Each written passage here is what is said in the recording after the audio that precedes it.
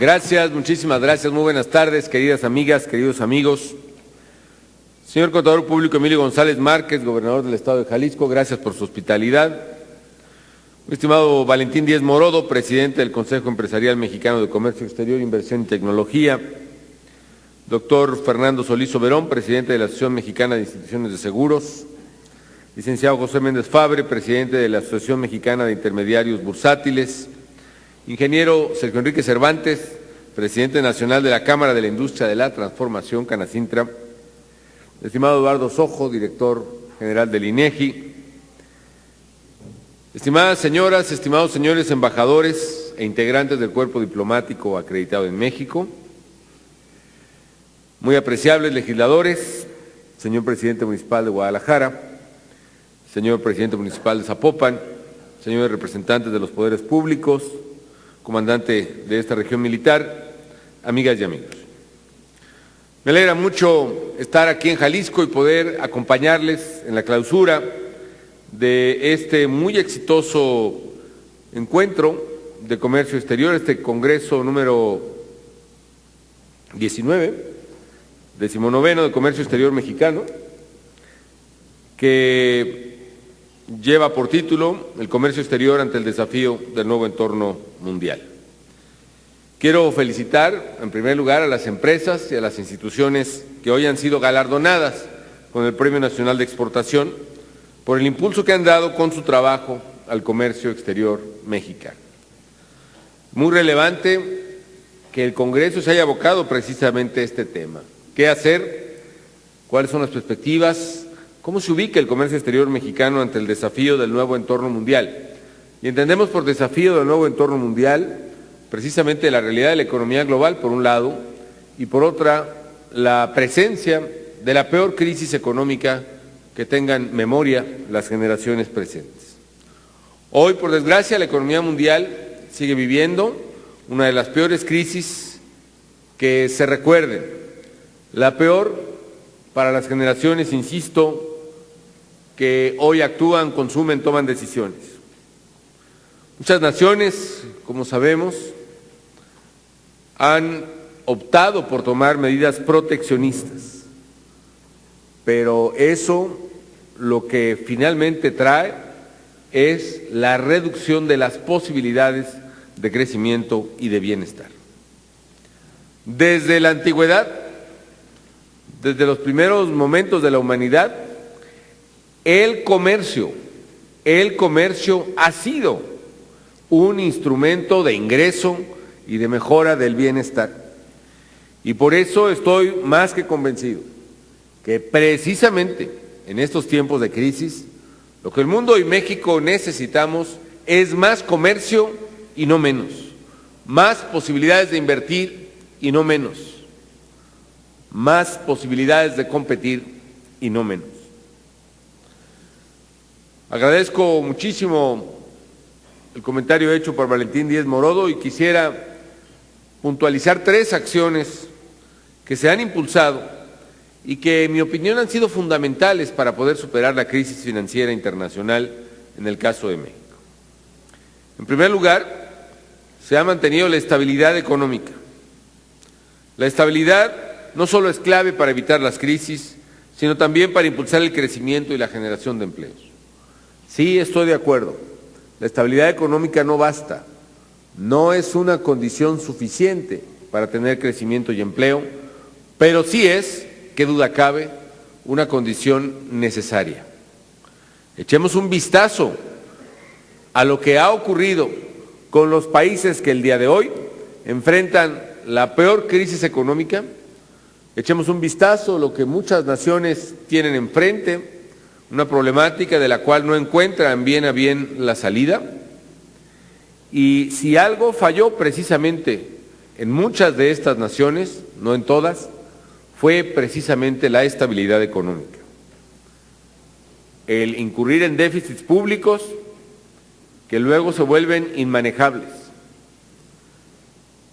Y como una caja de Pandora que se abre a la hora de disparar los déficits públicos, la falta de credibilidad y de confianza de los mercados, el alza de las tasas de interés para esos países con alto déficit público y, en consecuencia, con alta deuda para financiar los déficits públicos, se vuelven su mayor obstáculo y su mayor amenaza. Por eso hemos apuntalado la estabilidad económica durante estos años a través de una obligación elemental que tenemos con los mexicanos: conducir la economía con responsabilidad y con prudencia. Y lograr esto en los momentos más complejos de la crisis requirió acciones contundentes para realizar importantes correcciones en el ámbito fiscal y macroeconómico, a pesar, como ha dicho el propio Valentín, de los costos políticos que eso implicaba. Un ejemplo de ello fue la muy difícil decisión que el gobierno tuvo que tomar, una decisión pospuesta no solo años, décadas, una decisión que todos los presidentes sabíamos que teníamos que tomar, pero que francamente los riesgos eran tan altos que probablemente todos preferíamos evitar. Me refiero al caso de la extinción de Luz y Fuerza del Centro, una empresa altamente deficitaria que, además de lo que los usuarios pagan en electricidad, en su recibo, los consumidores y las empresas, encima de ello le costaba ya al país una cifra cercana a 5,000 millones de dólares cada año en subsidios destinados a cubrir su gran ineficiencia. No solo eso, constituía un cuello de botella para elevar la productividad en el centro de la República Mexicana y específicamente en el Valle de México. ¿Qué tanto era este cuello de botella? Les paso algunas cifras. Tan solo en el primer año de operación de la Comisión Federal de Electricidad en el Valle de México, en sustitución de Luz y Fuerza, las familias que pudieron finalmente tener un contrato de electricidad, los talleres, las empresas que pudieron finalmente conectarse al suministro eléctrico, los centros comerciales que pudieron dejar a un lado las plantas de diésel generadoras de electricidad. Todo ello constituyó que en el primer año Comisión Federal de Electricidad propaló casi 400,000 nuevos contratos de electricidad en esa misma zona, lo cual evidenciaba no solo el costo económico, sino el gran obstáculo competitivo para la economía nacional en esa zona que, qué duda cabe, es de las más importantes de todo el país. Acciones como esta, amigas y amigos, evitaron que México cayera en la línea de fuego de los países con problemas de solvencia o de liquidez en los mercados internacionales. Si México no hubiera hecho un esfuerzo extraordinario por cerrar su déficit público inmediatamente después del punto más grave de la crisis económica, probablemente los problemas que tendríamos que enfrentar serían, si no similares, sí de la misma naturaleza que otros países que lo están enfrentando. Hoy el déficit público, amigas y amigos, es de 0.4 del PIB. Y aún si se considera toda la inversión de petróleos mexicanos, el déficit no alcanza el 2.5% del PIB. Para darnos una idea, el déficit de los países de la OCDE es de 6.6%. Por su parte, los países que tienen graves problemas de deuda en este momento, su deuda alcanza más del 100% de su PIB. Ya no sabemos el último dato de la deuda griega sobre su Producto Interno Bruto, pero debe andar rondando los 160%. O el caso de Italia, el 120%. El caso de Japón mismo, el 96%. El promedio de la OCDE, el promedio de los países con mayor desarrollo en el cual se integra México, es de 62%. En el caso de México, toda la deuda pública, externa e interna, no alcanza el 33% del Producto Interno Bruto. Démonos una idea que en 1986 la deuda de México llegó al 90% de nuestro Producto Interno Bruto y todos sabemos cómo sufrió el país en aquella década. Otro indicador de la solidez de México que ya están observando los mercados internacionales son nuestras reservas que están llegando a los 155,000 millones de dólares, más 72,000 líquidos exigibles y disponibles en favor de México en el Fondo Monetario Internacional. Tan solo las reservas del Banco de México, amigas y amigos, han sido un factor determinante de las crisis pasadas en México. Todos recordamos que los analistas lo que contaban era cuántos meses tenía México en reservas para pagar importaciones o para pagar deuda externa, si eran 6, si eran 9. Y finalmente se acababan y venía un golpe terrible a la economía de los mexicanos, en 76, en 82, en 87, en 94. Hoy, sin embargo, las reservas del Banco Central alcanzan no para pagar meses o un año de intereses de nuestra deuda, o 2 o 3 años. Nuestras reservas alcanzan para pagar 2 veces y media el total de la deuda externa del gobierno mexicano.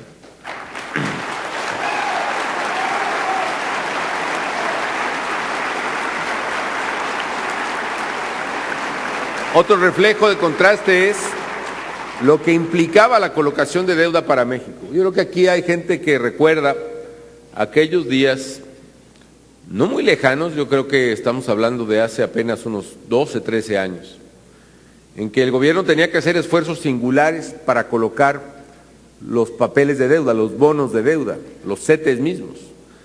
Colocar CETES por lo menos a 3 meses. A 6 meses era todavía toda una proeza.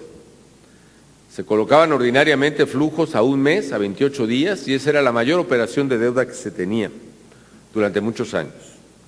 Hoy México ha logrado colocar deuda a 10 años, a 30 años, e incluso colocó un bono de 1,000 millones de dólares a 100 años, el bono de mayor duración en el mercado internacional y en las mejores condiciones que se hayan obtenido hasta la fecha.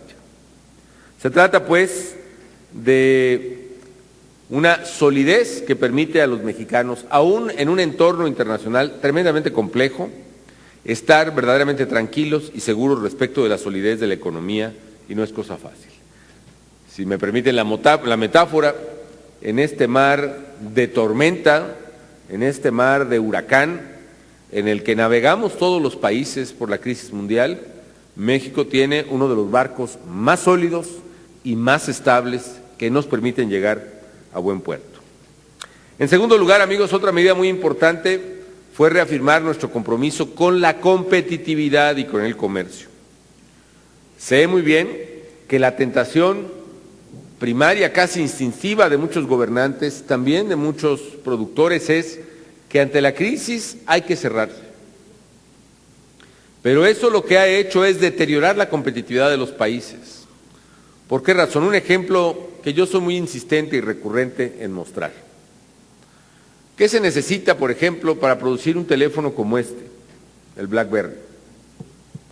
Se necesita que quien lo produzca pueda traer de cualquier parte del mundo los mejores circuitos, las mejores pantallas, los mejores teclados, para que su producto en calidad y precio sea el más competitivo a nivel mundial.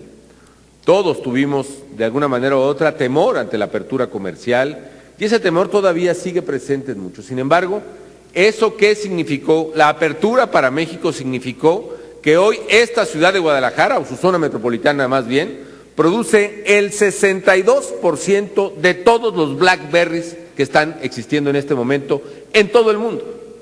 Con lo cual se vuelve un país de enorme competitividad. Y si lo digo de un teléfono celular en el cual México ya es uno de los principales productores de teléfonos celulares del mundo, lo digo también de los automóviles. Y por esa razón, prácticamente todas las empresas automotrices relevantes del mundo, o por lo menos las líderes, están invirtiendo en México. Están invirtiendo, pues todas las marcas, las que ustedes gusten, las más relevantes, anunciando proyectos de miles de millones de dólares. Eso permitió que México pasara de ser el 9º exportador de coches a ser el 5º exportador de automóviles en todo el mundo, y probablemente este mismo año rebasemos al 4º lugar. El apostar precisamente al comercio, amigas y amigos, ustedes lo saben bien, no fue fácil. pero eso nos ha permitido que México tenga una competitividad enorme. Esto se demuestra con algunos datos. Por ejemplo, de acuerdo con el Banco Mundial, tiene un índice de competitividad muy importante, el Doing Business Index. En 2006, cuando entré a la presidencia de la República, México ocupaba el lugar número 73 en facilidades para hacer negocio en el país, en competitividad. Hoy ha avanzado 20 lugares y ocupa el número 53 y ya hemos dejado atrás a países tan importantes como Brasil, como China, como India o como Rusia, los llamados BRICS, que siempre se consideraron los más relevantes para, por ejemplo, manufacturas. U otro indicador, concretamente el del Foro Económico Mundial de Davos, que el año pasado México, de todos los países muestra, avanzó del 66 al 58º lugar, siendo el país que más avanzó en todo el continente americano en competitividad. Y me dirán ustedes, pues serán esos indicadores y no conocemos su metodología, dudo mucho de ello. Hagamos una prueba con los hechos. ¿Qué ha pasado con los productos mexicanos, por ejemplo, en Estados Unidos? Ya lo dijo aquí Valentín hace un momento.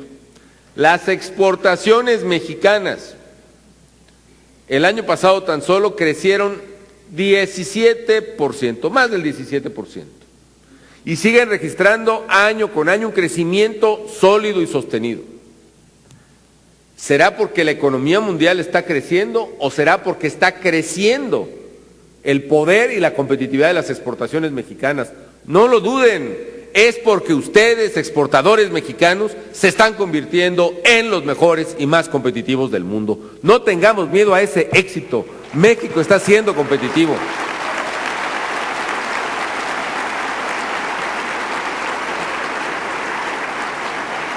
Y no se trata de un fenómeno que sea común a todos los países. Vean solo el caso de productos exportados a Estados Unidos.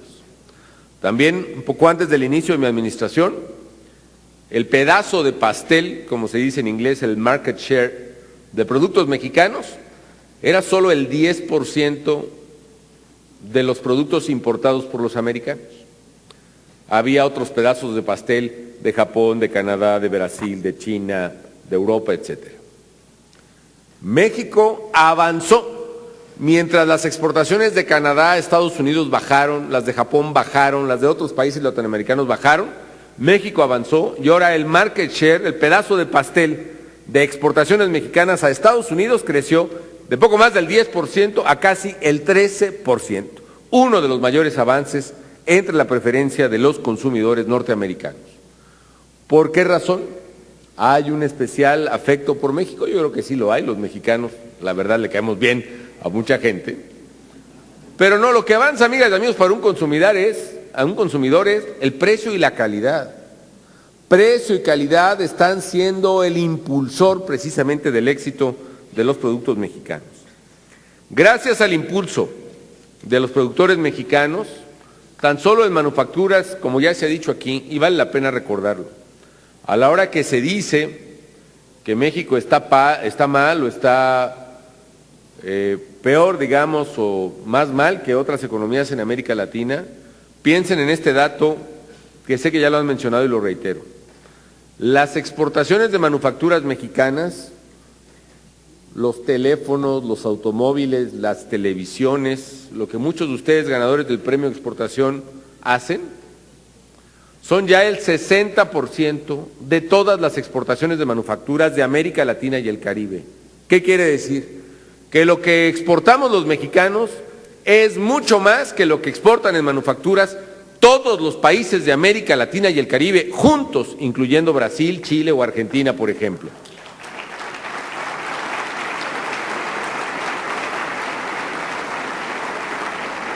Y tenemos que ir más allá, amigas y amigos. Hoy tenemos tratados de libre comercio con muchos países. Con Estados Unidos sí, con Europa, un tratado al que, por cierto, no hemos sacado todo el provecho que le podemos sacar. Porque todavía es muy fácil para nosotros exportar del otro lado de la frontera. exportar prácticamente, vender en la puerta de nuestra casa, por decirlo así. Pero allá en Europa hay una gran oportunidad, quizá no tanto ahora por la circunstancia recesiva que tiene el viejo continente. Pero tenemos que buscar, amigas y amigos, cuáles son las economías que más están creciendo en el mundo. Y así, como ustedes seguramente detectan, cuando hay un poder de compra importante, cuando una ciudad se está desarrollando, cuando hay una plaza comercial donde la gente va a comprar y quieren estar ahí, México tiene que estar ahí, vendiendo donde las economías están creciendo. Y por esa razón, nosotros nos estamos aliando con economías que están creciendo, que están comprando, que mientras más crezcan, más productos mexicanos pueden comprar. Y por eso hemos avanzado, propusimos y estamos concretando la Alianza del Pacífico, una alianza con los países más exitosos de América Latina, con Chile, con Perú, Chile que es ahora uno de los países que lleva varios años de crecimiento, precisamente, por cierto, por sus políticas de mercado.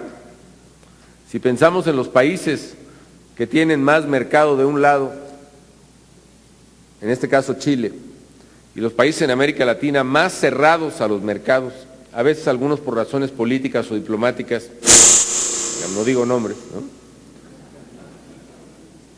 Evidentemente el progreso está de los países abiertos al mercado, y por eso Chile tiene ese crecimiento, y por eso Perú tiene un crecimiento incluso superior al nuestro, y por eso Colombia, en la transformación que tiene, también está creciendo. Bueno, con estos países estamos haciendo la Alianza del Pacífico. Y si alguna región del mundo está creciendo es el Pacífico, Asia y América Latina. Y por eso mi gobierno ha impulsado que entremos al Trans-Pacific Partnership, a la Alianza Transpacífica, porque ahí está nuestro mercado, ahí es donde ustedes pueden crecer en ventas, ahí es donde tienen una gran oportunidad las exportaciones mexicanas. Amigas y amigos del COMCE, yo quiero invitarlos a que aprovechen la oportunidad que da verdaderamente una economía abierta, como es la mexicana, y que asumamos de una vez los mexicanos lo que ya es una realidad. No es que México vaya a ser competitivo, México ya es competitivo. Empezamos a pelear de tú a tú en todos los mercados y hoy estamos ganando en prácticamente todos los mercados. Y donde no hay competencia limpia, el gobierno debe estar firme y determinado para evitar que prácticas indebidas contra el comercio afecten a nuestros productores. Un ejemplo de este compromiso del gobierno mexicano es, por ejemplo, la defensa que hemos hecho, ya varias administraciones por cierto, de los productores de atún mexicano que ha sido bloqueado en sus exportaciones a Estados Unidos. Me da mucho gusto, amigas y amigos, decirles que metimos una demanda ante la Organización Mundial del Comercio porque consideramos injusto que la regulación americana impidiera la exportación de atún mexicano. Era una discriminación. Pues me da mucho gusto decirles que después de 20 años de haber sufrido medidas restrictivas que afectaban al comercio justo en el mercado de atún estadounidense, esta semana la Organización Mundial de Comercio resolvió en favor de México de manera definitiva en la disputa del atún.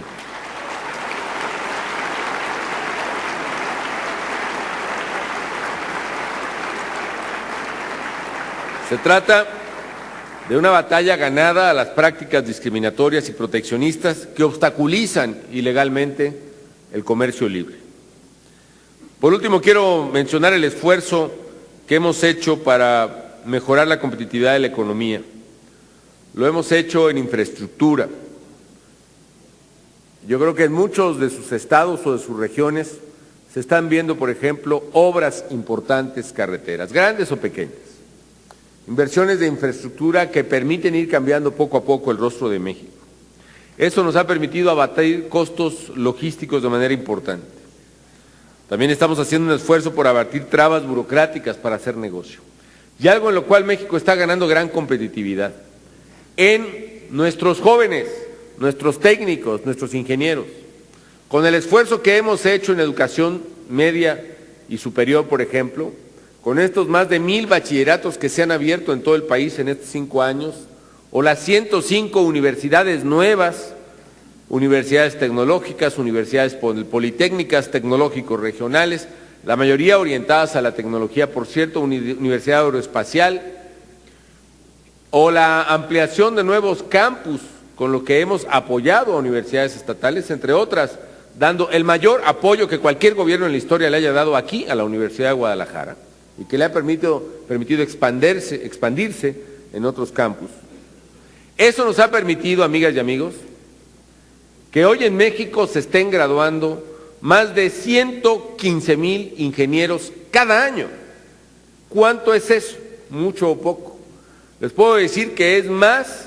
En México ya hoy se gradúan más ingenieros que todos los ingenieros que se gradúan en Alemania, que todos los ingenieros que se gradúan en Inglaterra, que es más del doble, casi el triple ya del número de ingenieros que se gradúan en Brasil, que tiene casi el doble de nuestra población.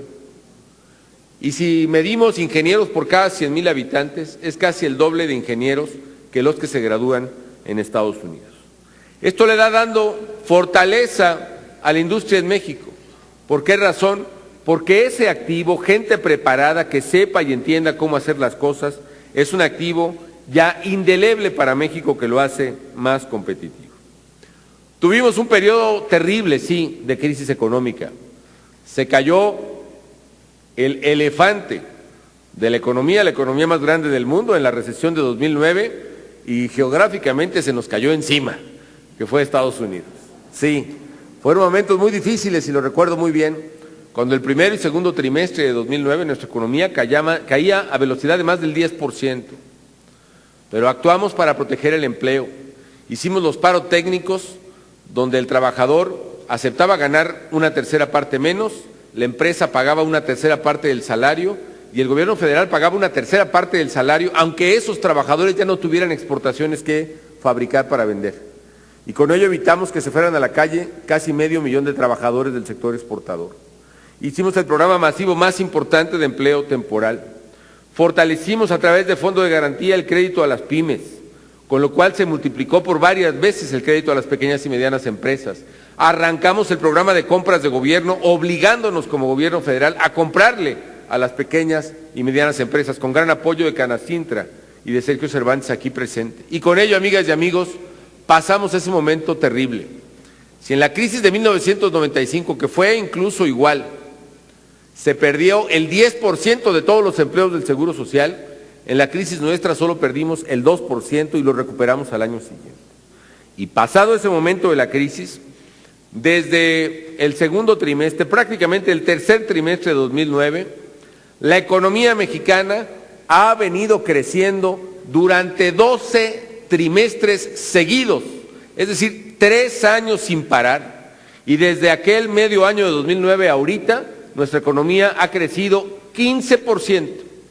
Se trata de una de las economías más sólidas. Este año se calcula, se han mejorado los pronósticos, salió el resultado del primer trimestre, fue mejor que lo esperado, 4.6% de crecimiento, y el propio Banco de México y otras organizaciones están mejorando sus pronósticos de crecimiento para este año. Puede ir de los 3.8 incluso hasta el 4.25 para este año. Aún con el promedio más conservador de crecimiento, México, amigas y amigos, óigase bien, la economía mexicana será la segunda o tercera economía con mayor crecimiento en el 2012 en toda la Organización para la Cooperación y el Desarrollo Económico, la OCDE. Es decir, México está creciendo, está generando empleo, 800,000 empleos en 2010, 600,000 en 2011 y ahorita llevamos más o menos 350,000 formales netos en el 2012. Falta mucho por hacer y por supuesto que coincido totalmente con Valentín. Si nosotros tuviéramos las reformas que se le ha negado a México, creceríamos más rápido. La reforma laboral, porque la ley actual impide contratar con mayor facilidad a las mujeres, a los jóvenes y a los trabajadores. La reforma energética, que fue trunca por resistencias e intereses políticos cuando la presentamos. Las reformas en diversos sectores de competitividad.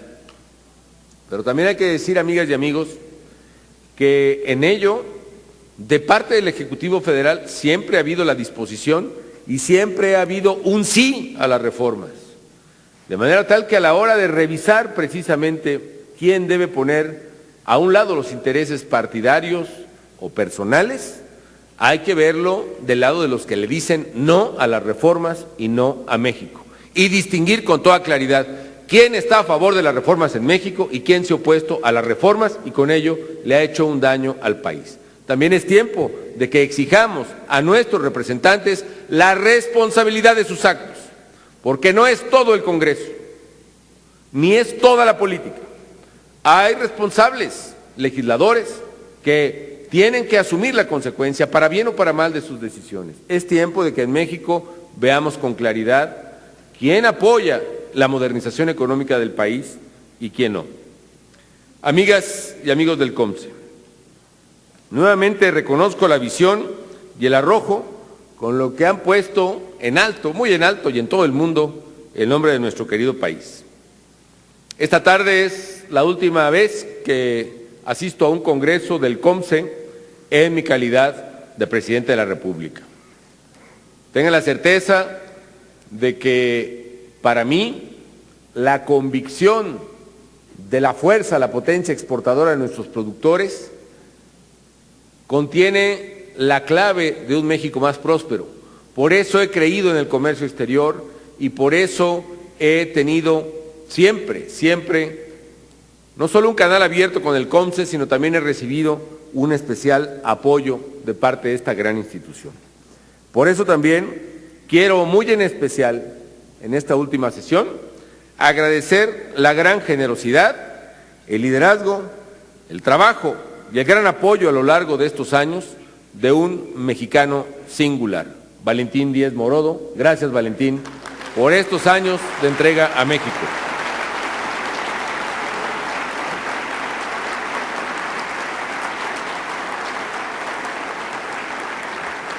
Gracias también a Marina, su esposa, que ha estado siempre apoyando decididamente a Valentín.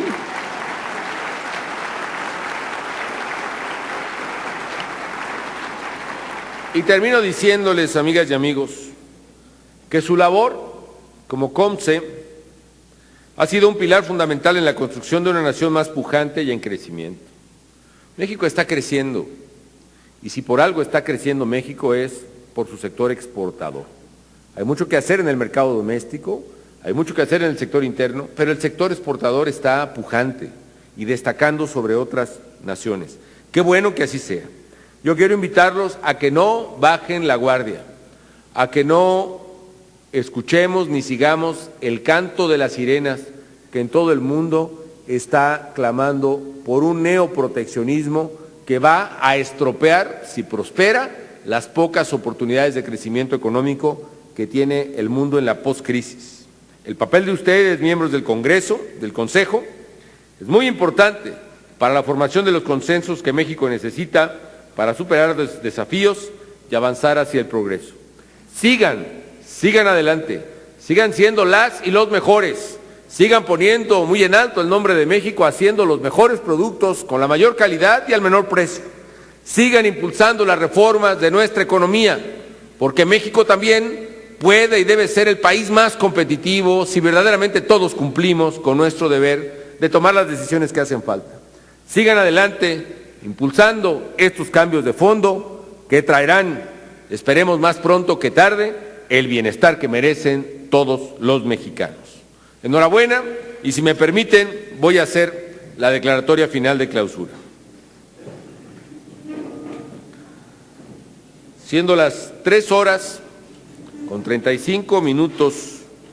del viernes 18 de mayo de 2012, día en que se conmemora la fundación de la noble y leal ciudad de Valladolid, hoy Morelia, declaro formalmente clausurado el 19º Congreso del Comercio Exterior Mexicano. Muchas felicidades.